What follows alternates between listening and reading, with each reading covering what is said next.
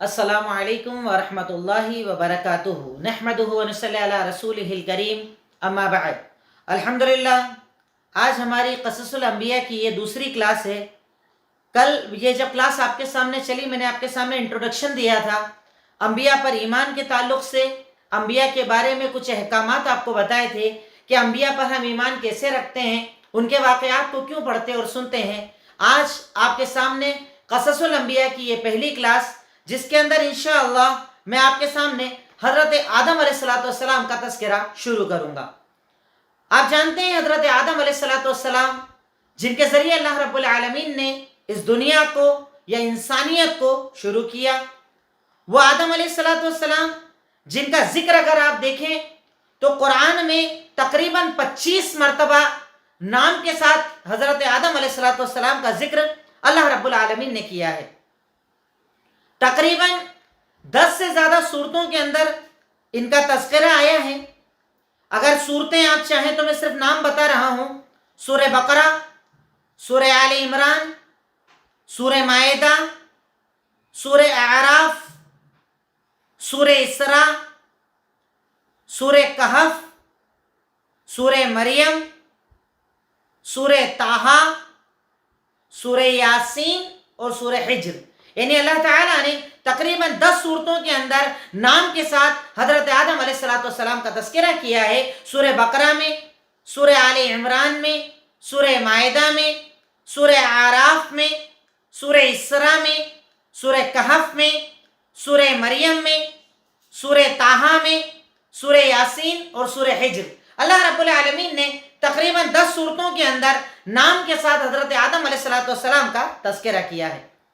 अब अगर हज़रत आदम अलैहिस्सलाम के आप वाक़े को देखेंगे तो चूंकि ये अलग अलग जगहों पर बटा हुआ है, अलग अलग सूरतों के अंदर जिक्र है, तो अल्लाह रब्बुल आलमीन ने कहीं पर डिटेल के साथ, कहीं में शॉर्ट में हज़रत आदम अलैहिस्सलाम का जिक्र किया है। अब मैं आपके सामने कल बता चुका हूं कि इंशाअल्लाह बातों को मैं जमा करके पेश करने की कोशिश करूंगा, ताकि ये बातें आपके और हमारे फायदे के लिए ज्यादा बेहतर हो जाएं और याद रखने के लिए आसानी हो जाए। जब बातें तरतीबवार होंगी, सिलसिले पर होंगी, तो समझना हमारे लिए इंशाअल्लाह आसान हो जाएगा। सबसे पहले अल्लाह रब्बुल आलमीन ने हज़रत आदम अलैहिस्सलाम की तख्लीक का ऐलान किया। अल्लाह ताला अपने फरिश्तों को ऐलान करता है कि मैं इंसान को पैदा करने वाला हूं। अब अल्लाह ताला इंसान की सिफात बताता है कि इंसान क्या होगा, इंसान कैसे होगा। और वैसे भी बाज़ रिवायत के अंदर आता है, हज़रत अब्दुल्लाह इब्न अब्बास वगैरह फरमाते हैं कि इंसान की तख्लीक के पहले अल्लाह ताला तकरीबन 2000 साल पहले अल्लाह रब्बुल आलमीन जिन्नात को पैदा कर चुका था और ये बता चुका था कि इंसान और जिन्नात की सिफात मिलती जुलती है। अल्लाह ताला ने जब फरिश्तों को बताया कि मैं कैसी नस्ल पैदा करने जा रहा हूं जिसे इंसान कहा जाएगा, और उसकी खासियत यह है कि वो लड़ाई करेगा, झगड़ा करेगा, खुरेजी करेगा, कत्ल करेगा, यानी अच्छाई भी बताई और बुराई भी बताई। अल्लाह ताला जिक्र करता है सूरह बकरा आयत नंबर 30 से आयत नंबर 33 तक कि अल्लाह रब्बुल आलमीन ने जब हज़रत आदम को पैदा करने का ऐलान किया, या तख्लीक के बारे में फरिश्तों को बताया, और अल्लाह ताला ने कहा व क़ाल रब्बुका लिल मलाइका इन्नी जाइलुन फिल अर्दि खलीफा। जब अल्लाह ताला ने बताया कि मैं ज़मीन में खलीफा पैदा करने वाला हूँ, फरिश्तों को जब उनकी सिफात के बारे में बताया, तो फरिश्ते अल्लाह ताला से कहते हैं, ए अल्लाह रब्बुल आलमीन, व क़ाल रब्बुका लिल मलाइकति इन्नी जाइलुन फिल अर्दि खलीफा क़ालू अतजअलु फ़ीहा मन युफ़सिदु फ़ीहा व यस्फ़िकु अद-दिमा व नहनु नुसब्बिहु बिहम्दिका व नुक़द्दिसु लक। फरिश्ते कहते हैं, अल्लाह रब्बुल आलमीन, तू इंसान को क्यों पैदा कर रहा है? ये इंसान लड़ाई करेगा, झगड़ा करेगा, और हम तो तेरी इबादत करते हैं, हम तो तेरे पसंदीदा बंदे हैं, हमें तूने पैदा किया, हम तेरी इबादत, तेरे अहकामात जैसे तू कहता है वैसे मानते हैं। तू फरिश्तों क्यों बना रहा है इंसानों को, तू क्यों पैदा कर रहा है?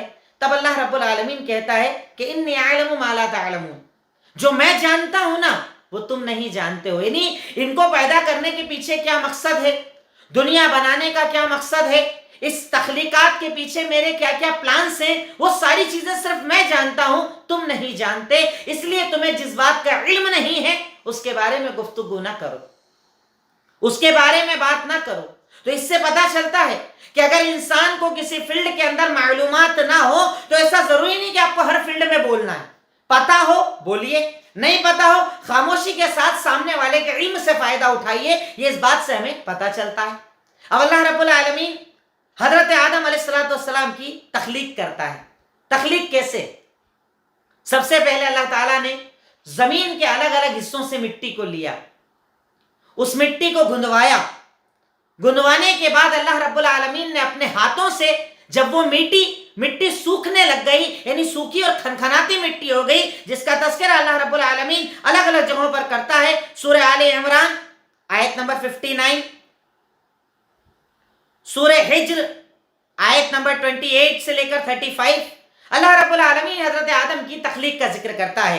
اللہ تعالیٰ سورہ آل عمران میں کہتا ہے ان مثل عیسیٰ عند اللہ کمثل آدم خلقہ من تراب، کہ یقیناً حضرت عیسیٰ علیہ السلام کی مثال ویسے ہی ہے جیسے حضرت آدم کی، کہ اللہ تعالیٰ نے حضرت آدم کو مٹی سے پیدا کیا. اللہ تعالیٰ نے الگ الگ جگہوں کی مٹی کو لیا، ان مٹی کو ایک ساتھ گوندھا گیا. گوندھنے کے بعد اللہ رب العالمین نے جب وہ کھنکھناتی مٹی ہو گئی، اللہ رب العالمین نے اس سے حضرت آدم علیہ السلام کی تخلیق کی. اور اللہ تعالیٰ کہتا ہے، اللہ تعالیٰ نے ارشاد فرمایا سورہ حجر کے اندر تفصیل کے ساتھ جہاں پر اللہ تعالیٰ نے ذکر کیا، اور خاص طور پر سورہ صاد آیت نمبر 71 سے 76 میں اللہ تعالیٰ کلیئر اس بات کا تذکرہ کرتا ہے کہ میں نے آدم کو اپنے ہاتھوں سے بنایا. خلقت بیدیا، یعنی اللہ رب العالمین نے پہلے مٹی کو لیا، گوندا، ہر جگہ کی الگ الگ مٹی کو لیا گیا، اور اس کے بعد اللہ رب العالمین نے اپنے ہاتھ سے حضرت آدم علیہ السلام کی تخلیق کی. اللہ تعالیٰ سورہ صاد کے اندر اس بات کا تذکرہ فرماتا ہے.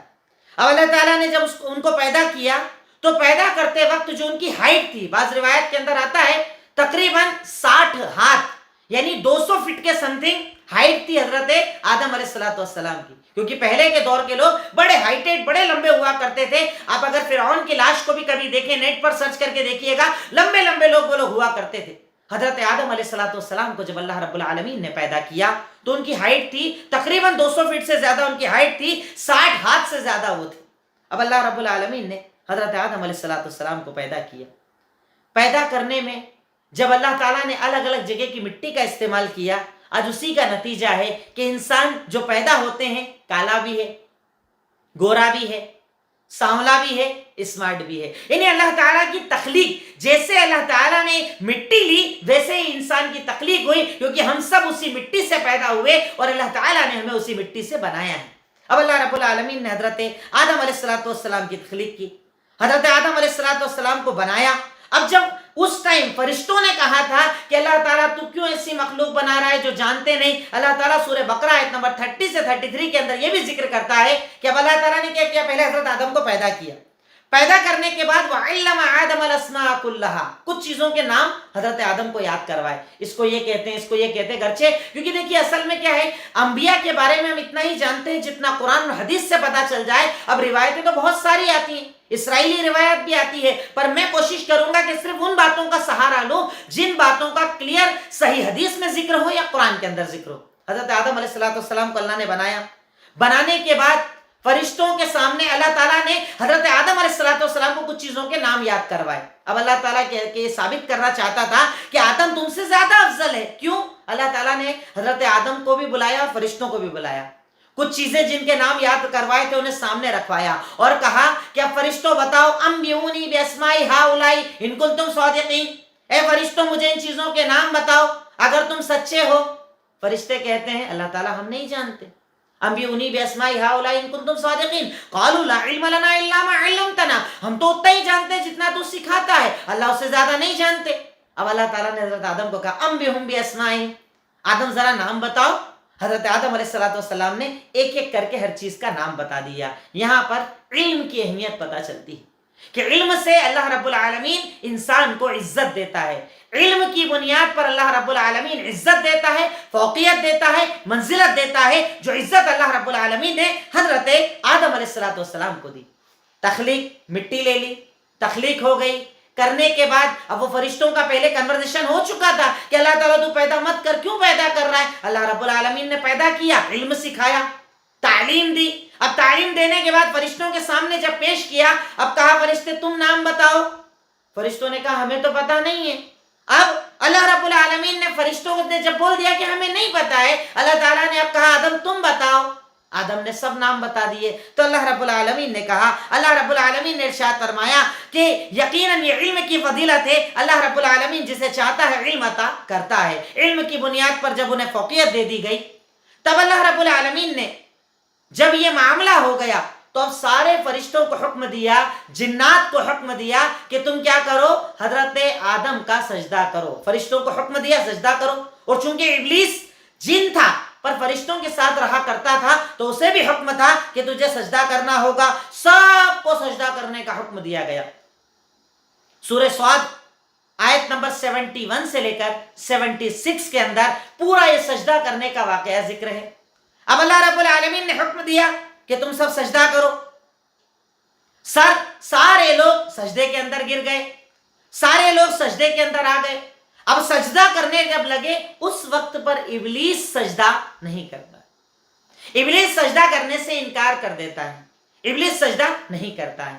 اب اللہ رب العالمین کہتا ہے کہ تو کیوں سجدہ نہیں کر رہا ہے, ما منعک الا تسجد لما خلقت بیدی, تو کیوں سجدہ نہیں کر رہا ہے ایسی مخلوق کا جس کو میں نے اپنے ہاتھوں سے پیدا کیا ہے. سجدہ نہ کرنے کی وجہ کیا ہے, تو کیوں سجدہ نہیں کر رہا ہے؟ تو وہ کہتا ہے, اللہ رب العالمین سے آرگیومنٹ کرتا ہے. کیا کہتا ہے, اللہ تعالیٰ میں کیسے سجدہ کر لوں ایک مخلوق کا, اللہ تعالیٰ میں کیسے سجدہ کر لوں اس کا, کیوں, خلقتنی من نار وخلقتہ من طین. اللہ رب العالمین تو نے مجھے آگ سے بنایا ہے اور آدم کو مٹی سے بنایا ہے, اور ایک میں مٹی کی مخلوق کا میں سجدہ نہیں کروں گا. یعنی اللہ رب العالمین کے سامنے تکبر کر رہا ہے. دنیا میں سب سے پہلا تکبر کیا تھا ابلیس نے کہ اللہ تعالیٰ نے کہا سجدہ کر, اور وہ اللہ رب العالمین کو کہہ رہا ہے کہ اللہ تعالیٰ میں سجدہ نہیں کروں گا. کیوں نہیں کروں گا, کیونکہ اللہ رب العالمین تو نے مجھے آگ سے بنایا ہے اور آدم کو مٹی سے بنایا ہے. مٹی ہلکی ہوتی ہے, مٹی حقیر ہوتی ہے, آگ پاورفل ہوتی ہے, آگ کا کام جلانا ہوتا ہے. یہ اس کا اپنا لاجک تھا, اس نے استعمال کیا اور کہا کہ اللہ رب العالمین میں اس کا سجدہ نہیں کروں گا. اللہ رب العالمین ناراض ہو گیا. اللہ رب العالمین ناراض جب ہو جاتا ہے تو اس کے بعد کہتا ہے فخرج منہا فإنک رجیم, تو نکل جا جنت سے, تو نکل جا جنت سے, تو بھٹکا ہوا ہے, تو بھٹکا ہوا ہے, تیرا عمل غلط ہے, تجھے یہ عمل نہیں کرنا چاہیے تھا, اب تو یہ عمل کر رہا ہے تو تیرا عمل غلط ہے, تو نکل جا, یہاں سے چلا جا, نکل جا. اور اللہ رب العالمین نے اسے جنت سے جب نکلنے کا حکم دیا تو اب دیکھیے, ایک تو تکبر کر رہا ہے, تکبر کرنے کے بعد بھی اسے احساس نہیں ہے, تکبر کرنے کے بعد اللہ کی ناراضگی کو دیکھ رہا ہے, اس کے بعد بھی یہ نہیں کہ جھک جائے. اس کے بعد اللہ تعالیٰ سے دیکھیے کیا کہہ رہا ہے, اللہ تعالیٰ سے کہہ رہا ہے رب انظرنی الی یوم یبعثون. سورہ اعراف آیت نمبر 14 سے لے کر آیت نمبر 16 تک اللہ رب العالمین نے اس کا تذکرہ کیا ہے کہ جب اللہ رب العالمین نے کہا, اللہ تعالیٰ ناراض ہو گیا, اللہ رب العالمین نے کہا نکل جا جنت سے, تو وہ اللہ تعالیٰ سے کیا بولتا ہے, اے اللہ مجھے مہلت دے دے, ابھی ناراض مت ہو تو مجھ پہ, ابھی عذاب نازل مت کر, ابھی یہ سب غصہ مت کر, مجھے ایک دعا تجھ سے مانگ رہا ہوں کہ مجھے تو مہلت دے دے. اب اللہ رب العالمین کہہ رہا فَإِنَّكَ مِنَ الْمُنذَرِينَ, جا تجھے مہلت دے دی, جا تجھے مہلت دے دی تجھے مہلت دے دیا تو تجھے میں نے وقت. اب وقت جب اللہ تعالیٰ نے دے دیا تو اس کے بعد اللہ تعالیٰ سے اعلان جنگ کرتے ہوئے کہتا ہے فَبِمَا أَغْوَيْتَنِي لَأَقْعُدَنَّ لَهُمْ صِرَاطَكَ مُسْتَقِيمًا ثُمَّ لَآتِيَنَّهُمْ مِنْ بَيْنِ أَيْدِيهِمْ وَمِنْ خَلْفِهِمْ وَعَنْ أَيْمَانِهِمْ وَعَنْ شَمَائِلِهِمْ. اللہ تعالیٰ سے کہتا ہے سورہ اعراف کے اندر کہتا ہے کہ اللہ تعالیٰ تو نے جب یہ سب معاملہ کر دیا ہے نا, اب میں کیا کروں گا, تیرے بندوں کو بہکاؤں گا, دائیں سے آؤں گا, بائیں سے آؤں گا, ادھر سے آؤں گا, ادھر سے آؤں گا, یعنی کوئی موقع نہیں چھوڑوں گا, میں تیرے بندوں کو بہکاؤں گا, دین سے دور کروں گا, حق سے دور کروں گا, حق پر آنے والے راستے سے روکوں گا. گویا کہ اللہ رب العالمین کے سامنے یہ آرگیومنٹ کر رہا ہے کہ اللہ تعالیٰ اب میں تیرے بندوں کو بہکاؤں گا. اب ذرا سا یہاں پر رک کر آپ سوچیے, شیطان نے تکبر کیا, اللہ تعالیٰ کے حکم کو ماننے سے منع کر دیا, اس کے بعد بھی اللہ رب العالمین سے دعا مانگ رہا ہے اور اللہ تعالیٰ اس کی دعا قبول کر رہا ہے. اس سے پتا چلا کہ آپ چاہے کتنے بڑے گنہگار ہو, پر اگر اللہ سے چاہو تو اللہ سے مانگو, اللہ تعالیٰ سب کی دعاؤں کو سنتا ہے. آج ہمارے یہاں لوگ بولتے ہیں نا کہ صاحب اپن تو بڑے خطا کار ہیں، کیسے اللہ تعالیٰ سے دعا مانگے. اللہ رب العالمین اس واقعے کے ذریعے ہم کو یہ بتا رہا ہے کہ ابلیس کو اللہ نے بولا سجدہ کر، سامنے کے سامنے اللہ کا انکار، تکبر، اور اس کے بعد بھی اللہ سے دعا مانگ رہا ہے، اللہ دعا قبول کر رہا ہے. تو اللہ ہماری سنے گا کہ نہیں سنے گا؟ ہم مانگیں گے، ہم پکاریں گے تو یقیناً اللہ رب العالمین ہماری دعا کو بھی سنے گا. جیسے اللہ تعالیٰ نے ابلیس کی اس دعا کو سنا اور اللہ رب العالمین نے اس دعا کو سننے کے بعد اللہ تعالیٰ نے اس کی دعا کو جواب بھی دے دیا اور قبول بھی کر لیا. اب اللہ رب العالمین سے جب دعا مانگی اور کہا کہ اللہ رب العالمین تو مجھ پر ناراض مت ہو، اللہ اپنا عذاب نازل مت کر، مجھے مہلت دے دے. اللہ تعالیٰ نے کہا جا ٹھیک ہے، تجھے میں نے مہلت دے دی. اب اللہ رب العالمین نے مہلت بھی دے دی، وقت بھی دے دیا. وقت دینے کے بعد اب ادھر جب حضرت آدم کو پیدا کر دیا، اللہ رب العالمین نے حضرت آدم علیہ السلام کی تخلیق کر دی. آدم کو پیدا کرنے کے بعد جب یہ سارے معاملات ہو گئے، اللہ تعالیٰ اس متکبر سے ناراض ہو گیا، اس نے اللہ تعالیٰ کے سامنے تکبر کیا. اچھا یہاں پر ایک بات یہ بھی پتہ چلتی ہے کہ ہمیشہ لاجک کا استعمال صحیح نہیں ہوتا ہے. بھئی آپ سمجھ رہے ہو کہ میں جو لاجک یوز کر رہا ہوں وہ صحیح ہے، پر اللہ تعالیٰ کی نظر میں صحیح ہے کہ نہیں ہے، اس کے لیے آپ کو قرآن و حدیث کا سہارا لینا چاہیے. کہ اللہ تعالیٰ کہہ رہا ہے کہ ابلیس کی نظر میں یہ تھا کہ میرا عمل صحیح ہے، میں آگ سے بنا ہوں، آگ پاورفل ہے، پر اگر اللہ کا حکم ہے تو وہاں دماغ کام نہیں کرتا ہے. ہم میں سے کئی لوگ ہیں جو دماغ چلاتے ہیں ایسے وقت پر بھی. اللہ کہہ رہا ہے حلال، اللہ بتا رہا ہے حرام، اس کے بعد بھی ہم میں سے کئی لوگ اپنے دماغوں کا استعمال کرتے ہیں. ارے اپنے کو سمجھ میں نہیں آ رہا ہے، اپنے دماغ میں نہیں آ رہا ہے، اپنی عقل میں نہیں آ رہا ہے. یعنی وہ یہ سمجھتے ہیں کہ ان کی عقل میں جو آئے گا وہ دین ہے، اور عقل میں نہ آئے تو وہ دین نہیں. عقل کس کی دلیل ہے؟ اللہ رب العالمین نے کسی کی عقل کو دلیل نہیں بنایا. اللہ رب العالمین نے قرآن اور سنت کو اسلام کے اندر دلیل بنایا ہے. اس لیے ایک مومن کو اپنے دماغ کو نہیں، قرآن اور سنت کو آگے کرنا چاہیے. پر ابلیس نے کیا کیا؟ دماغ چلایا، عقل چلائی، لاجک چلایا. اسے یہ لگ رہا تھا کہ میرا لاجک صحیح ہے، کہ میری نظر میں یہ ماننا ہے کہ آپ پاورفل ہے، پر اللہ تعالیٰ نے کہا کہ مٹی اللہ کی نظر میں زیادہ طاقتور ہے. اور یہاں پر اللہ تعالیٰ نے یہ بھی بتا دیا کہ اللہ کی نظر میں انسان سے افضل کوئی مخلوق نہیں ہے. کہ اللہ تعالیٰ نے فرشتوں کو سجدہ کرنے کا حکم دیا انسان کے آگے. یعنی اللہ کی نظر میں اگر سب سے افضل، سب سے اعلیٰ اور سب سے اوپر کوئی مخلوق ہے تو وہ انسان ہے. اللہ تعالیٰ نے انسان کو سب سے اعلیٰ اور سب سے اولا بنایا ہے. اب اس کے بعد اللہ رب العالمین جب یہ سارے معاملات ہو گئے، تب اللہ رب العالمین نے حضرت آدم کے سکون کے لیے ان کی بیوی کو پیدا کیا، جنہیں ہم حوا کہتے ہیں. آدم ان سے بنایا ان کی بیوی حوا کو، جس کا ذکر اللہ تعالیٰ نے سورہ نساء آیت نمبر 1 کے اندر کرتے ہوئے ارشاد فرمایا ہے. اللہ تعالیٰ کہتا ہے کہ خلق منہا زوجہا وبث منہما رجالا کثیرا ونساء. اللہ تعالیٰ کہتا ہے کہ لوگوں تم اللہ تعالیٰ سے ڈرو، کیونکہ وہ اللہ تعالیٰ ہی کی ذات ہے جس نے آدم کو بنایا، آدم سے ان کی بیوی حوا کو بنایا. اور بعض روایات کے اندر تذکرہ آتا ہے، صحیح بخاری حدیث نمبر 1466، اللہ کے نبی صلی اللہ علیہ وسلم کا فرمان، آپ نے ارشاد فرمایا، آپ کہتے ہیں کہ تم لوگ عورتوں کے ساتھ اچھا سلوک کرو، تم عورتوں کے ساتھ اچھا سلوک کرو. کیوں؟ کیونکہ اللہ رب العالمین نے عورت کو، حضرت آدم کی بیوی حوا کو ان کی پسلی کی ہڈی سے پیدا کیا تھا، دائیں پسلی کی ہڈی سے پیدا کیا تھا. اور اب پسلی کو دیکھیے، پسلی کیسی ہوتی ہے؟ ٹیڑھی ہوتی ہے. دیکھیے اللہ کے نبی صلی اللہ علیہ وسلم کیا بتا رہے ہیں، اللہ کے نبی صلی اللہ علیہ وسلم تخلیق بتا رہے ہیں، حضرت آدم اور حوا کے بارے میں بتا رہے ہیں کہ حوا کو اللہ رب العالمین نے ٹیڑھی ہڈی یعنی پسلی سے پیدا کیا تھا. اب اللہ کے نبی ہمیں حکم دے رہے ہیں کہ تم لوگ عورتوں کے ساتھ اچھا سلوک کرو. تم اگر یہ سوچو گے کہ عورت کو سیدھا کر لو تو سیدھا تو کبھی نہیں کر پاؤ گے، کیونکہ وہ ٹیڑھی ہڈی سے پیدا ہوئی ہے. پر تم یہ کرو کہ اللہ نے جیسے اس کی تخلیق کی ہے اس میں اس کے ساتھ اچھا سلوک کرو، اس سے فائدہ اٹھاؤ، اس کے ذریعے اپنی زندگی کو آگے بڑھاؤ، اسے اس کا حق دو، اسے اس کا ادھیکار دو. کیونکہ اللہ رب العالمین نے عورت کو پسلی کی ٹیڑھی ہڈی سے پیدا کیا ہے، وہ کبھی سیدھی نہیں ہوگی، ٹوٹ جائے گی پر سیدھی نہیں ہوگی. اللہ رب العالمین نے حضرت آدم کو بنایا. آدم کے بعد اللہ رب العالمین نے حوا کو آدم کی پسلی کی، دائیں پسلی کی ہڈی یعنی جو ٹیڑھی ہڈی ہوتی ہے اس سے بنایا.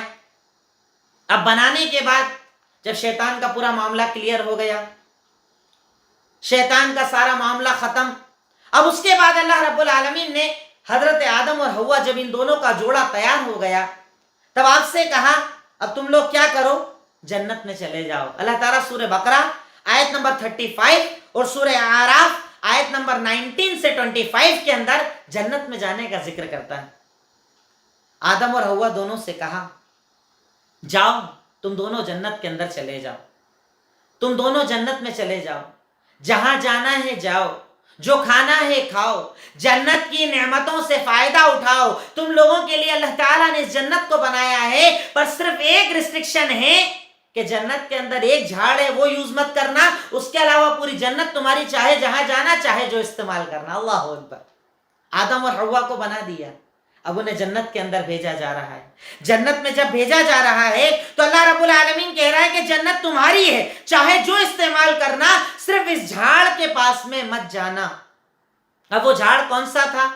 کئی لوگوں نے اس کے بارے میں لکھا، کسی نے کہا انگور کا جھاڑ تھا، کسی نے کہا گندم کا جھاڑ تھا، الگ الگ جھاڑوں کا تذکرہ ہے، پر شریعت نے اس کا کلیئر ذکر نہیں کیا ہے، صرف اتنا بتایا ہے کہ وہ ایک جھاڑ تھا، وہ ایک پیڑ تھا جس سے اللہ رب العالمین نے منع کر دیا تھا کہ تم لوگ اس جھاڑ کے قریب مت جانا، جنت کے اندر جاؤ، کلوا منها حيث شئتما ولا تقربا هذه الشجرة فتكونا من الظالمين، جہاں جانا ہے جاؤ، جو کرنا ہے کرو، جو کھانا پینا ہے کھاؤ، پوری جنت تمہارے لیے وسیع ہے، پر اس جھاڑ کے پاس مت جانا۔ اللہ اکبر۔ یعنی جنت پوری دے دی، ساتھ میں ایک شرط لگا دی۔ پر دیکھیے شیطان ہمارا کتنا بڑا دشمن ہے، شیطان کی سازشیں کتنی زیادہ ہے، وہ آپ کو 100 حلال نہیں بتاتا ہے، ایک حرام دکھاتا ہے، اور یہ اسلام میں حرام ہے، اور اس میں تو یہ فائدہ ہے، اس کے اندر تو یہ کر سکتے ہیں، اس کے اندر تو یہ مل سکتا ہے، اس کے اندر تو یہ فائدہ مل جائے گا۔ یعنی شیطان کی عادت ہے وہ اللہ تعالیٰ کے حلال کو نہیں دکھاتا، اللہ تعالیٰ نے جو حلال کیا ہے وہ حرام کی طرف رہنمائی کرتا ہے،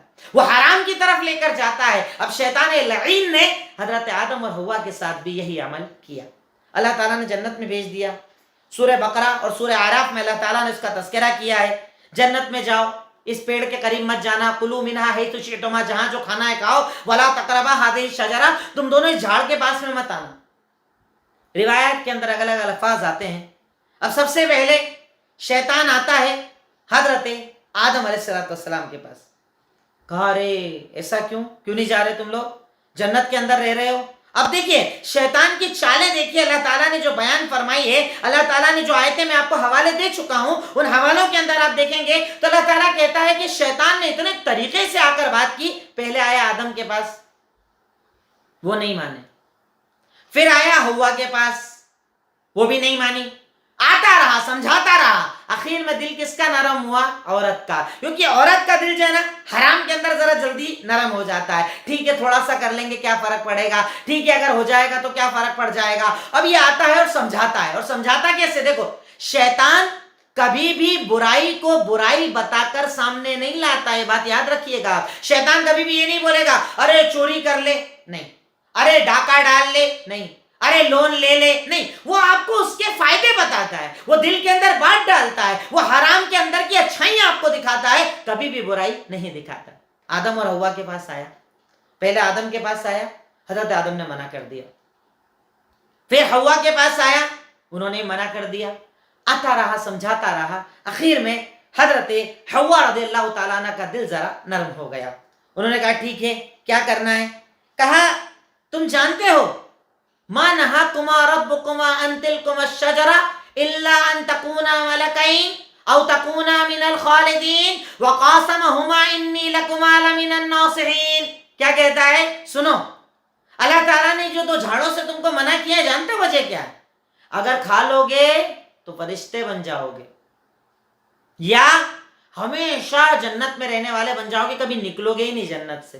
اور ایسے نہیں کیا ڈائریکٹ بول دیا آ کر ارے کھا لو گے تو فرشتے بن جاؤ گے، ارے کھا لو گے جنت میں رہنے لگ جاؤ گے، قسم بھی کھا رہا تھا، وقاسمہما انی لکما لمن الناصحین۔ شیطان کی عادت ہے وہ قسم بھی کھاتا ہے، اس لیے اگر آپ کے سامنے کوئی قسم کھا کر اگر جھوٹ بولتا سچا مت مانو، قسم کھا لینے سے باتیں سچی نہیں ہو جاتی ہے۔ ہر آدمی کئی آج اور ایک میں تو ایک چیز دیکھتا ہوں، عام طور پر دیکھنا جو جتنا بڑا جھوٹا ہوتا ہے اتنی زیادہ قسم کھاتا ہے، جتنا جھوٹ بولتا ہے اتنی زیادہ قسم کھاتا ہے۔ سچ بولنے والا عام طور پر قسموں کا استعمال نہیں کرتا ہے۔ اب یہ شیطان کیا بول رہا ہو، رے تم کھا ہی نہیں رہے ہو، بول رہا ہوں تو سن ہی نہیں رہا میری بات، پتہ ہے تم کو اللہ تعالیٰ نے کیوں منع کیا ہے؟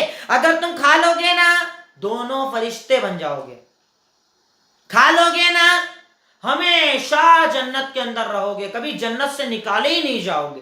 اللہ کی قسم، قسم کھا کھا کے بول رہا ہے، قسم سے بات صحیح ہے، قسم سے میں جھوٹ نہیں بول رہا ہوں، قسم سے یہ قسم وہ قسم، اللہ تعالیٰ کہتا ہے وَقَاسَمْهُمَا، قسم کھا کھا کے بولا۔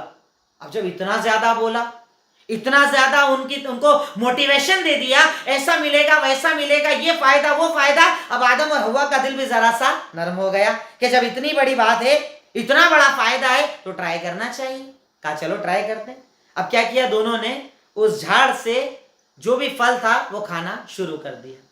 اب جیسے ہی کھایا، جیسے ہی اس کا استعمال کیا، سورہ طٰہٰ آیت نمبر 115 سے 126، 115 to 126 سورہ طٰہٰ کے اندر اللہ تعالیٰ ان کے اخراج کا ذکر کرتا ہے کہ جب ان لوگوں نے اس درختوں سے پھل کو کھا لیا، بدت لہما سوآتہما، جنت کا جو لباس تھا نا وہ ان کے جسموں سے اتر گیا، جنت کا لباس اتر گیا، دونوں کے کپڑے اتر گئے۔ طفقا یخصفان علیہما من ورق الجنہ، اور وہ جنت کے پتے، جو جھاڑ تھے اس کے پتے نکال کر اپنی شرمگاہوں کو ڈھانکنے لگے، کیونکہ جنتیوں کا لباس جیسے ہی اللہ کی نافرمانی کی ویسے ہی ان کا لباس اتر گیا، ویسے ہی لباس اتر گیا۔ اب اس لباس اترنے کے اندر بھی علماء کرام نے کئی باتیں ذکر کی ہے، جس میں بنیادی بات یہ بتائی ہے کہ شیطان کا یہ عمل کروانے کا بنیادی مقصد ہی تھا ان کی شرمگاہوں کو کھلوانا، بے حیائی کے کام کروانا۔ اور جیسے اللہ تعالیٰ قرآن میں کہیں ایک جگہ نہیں، کئی جگہ الگ الگ ارشاد فرماتا ہے وَيَأْمُرُكُمْ بِالْفَحْشَاءِ، کہ یہ شیطان تمہیں فحاشی کا حکم دیتا ہے،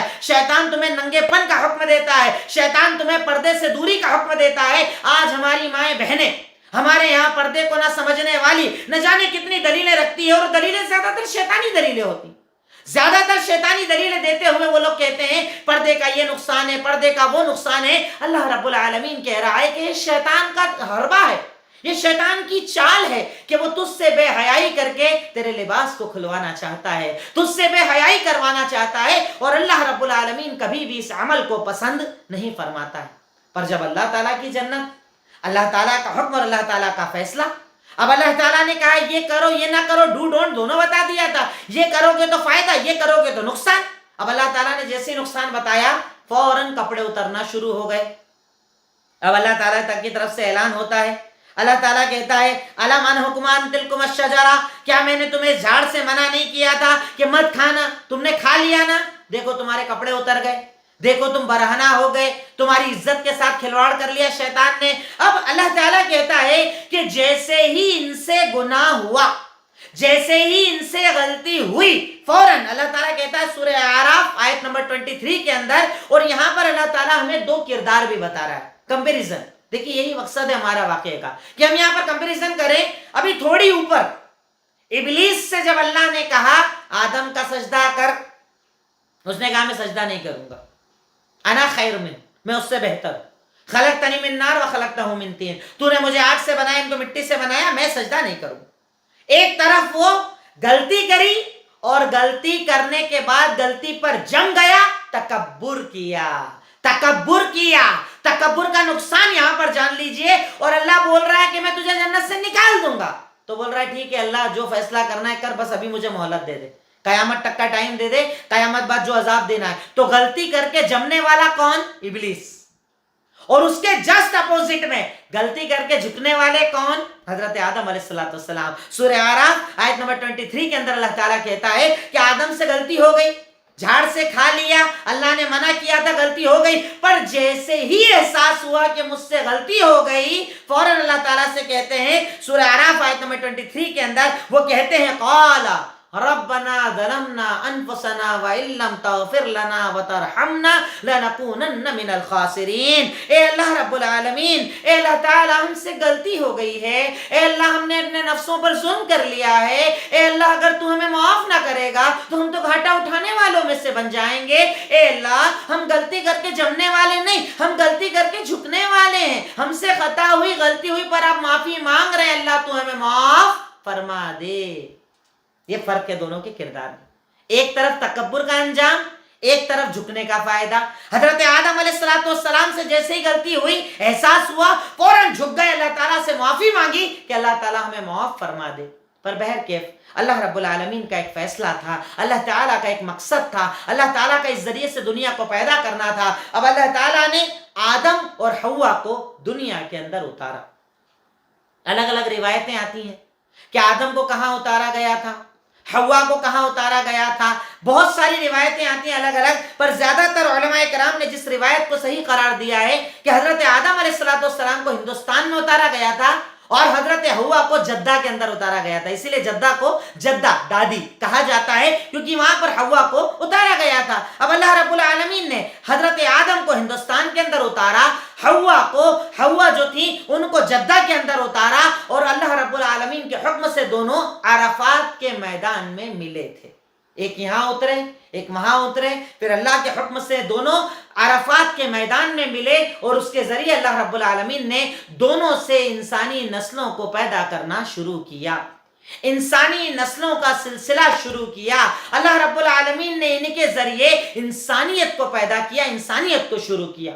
اب ذرا سا ہم یہاں پر رک کر، کیونکہ میں دیکھیے کوشش کروں گا انشاءاللہ کہ یہ ریگولر کلاس رہے اور 30 منٹ یا 35 منٹ سے اوپر انشاءاللہ کلاس نہیں رہے گی، اتنے پر ہم فنش کیا کریں گے۔ تو بیسک اب آپ یہاں پر پیچھے چل کر ذرا سا غور کریں، آج ہمارے اندر کیا ابلیس موجود نہیں ہے؟ نا ابلیس موجود، اندر میرے تکبر موجود ہے، غلطی بھی کرتا ہوں اور غلطی کے بعد جم بھی جاتا ہوں، اپنی غلطی پر افسوس نہیں کرتا، اپنی غلطی پر اللہ سے معافی نہیں مانگتا، بلکہ اپنی غلطی پر اور زیادہ جم جاتا ہوں، اور زیادہ اصرار کرتا ہوں، غلط کیا ہی کیا ہے، میں برا کرتا ہی کیا ہوں۔ ایک طرف تو یہ لوگ، ایک طرف وہ کہ اللہ تعالیٰ کا حکم آتا ہے پر اس کے بعد بھی آنکھیں بند رکھتے ہیں، اللہ تعالیٰ کا حکم آتا ہے اس کے بعد بھی حلال پر نہیں آتے ہیں، اللہ تعالیٰ کا حکم آتا ہے اس کے بعد بھی حرام سے دور نہیں ہوتے ہیں۔ ایسے لوگ بھی کہیں نہ کہیں اسی ابلیس کا شکار ہیں کہ ان کے دلوں کے اندر بھی وہی ابلیس بیٹھا ہے کہ ابلیس نے اللہ تعالیٰ سے کہا تھا کہ اللہ تعالیٰ تیرے حکم پر عمل نہیں کروں گا، اللہ تعالیٰ یہ کام نہیں کروں گا، اللہ تعالیٰ اس سے ناراض ہو گیا۔ یہی کردار آج ہم لوگوں نے اپنا بھی بنا لیا۔ اس کردار کے ساتھ کیا جنت ہے؟ اس کردار کے ساتھ کیا اللہ کی رضا ہے؟ اس کردار کے ساتھ کیا اللہ تعالیٰ خوش ہوتا ہے؟ ہرگز نہیں۔ اللہ تعالیٰ کردار سے خوش ہوتا ہے تو آدم والے، نہ کہ ابلیس والے۔ کہ آدم علیہ السلام غلطی ہو گئی، جنت کے اندر ہے، کپڑے اتر گئے، اللہ کی ناراضگی نازل ہو گئی، اللہ تعالیٰ سے فوراً معافی مانگ لی، اللہ تعالیٰ سے فوراً معافی مانگی، اللہ تعالیٰ کو پکارا، اللہ تعالیٰ سے اپنے گناہوں کی معافی مانگی، تو اللہ رب العالمین نے ان کے گناہوں کو معافی فرما دیا۔